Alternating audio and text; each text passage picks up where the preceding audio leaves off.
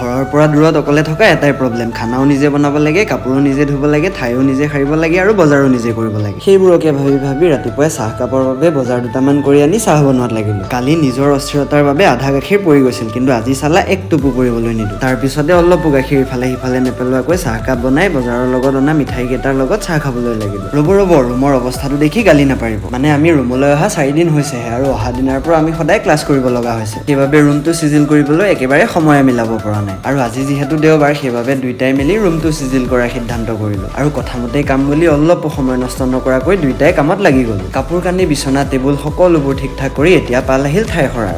এদিন এইবোৰ কাম কৰিয়ে বুজি পাই গৈছো যে আমাৰ মাহঁতে ডেইলি কিমান কষ্ট কৰিব লাগে। আগতে ঘৰত দেওবাৰ দিনটো ফুৰিবলৈ যোৱা ল'ৰাটো এতিয়া ইয়াত আহি গোটেই দেওবাৰটো কামেই কৰিব লগা হৈছে। মোৰ দ্বাৰা আৰু বহি থাকিব পৰা নাযাব বুলি বিছনাখনত দীঘল দি পৰি দিলো। তাৰ পিছত সন্ধ্যা উঠি বাহিৰত চাহ একাপকে খাওঁগৈ বুলি ৰেডি হৈ ওলাই আহিলো। বাৰু আজিলৈ ইমানেই, আকৌ পিছত লগ পাম।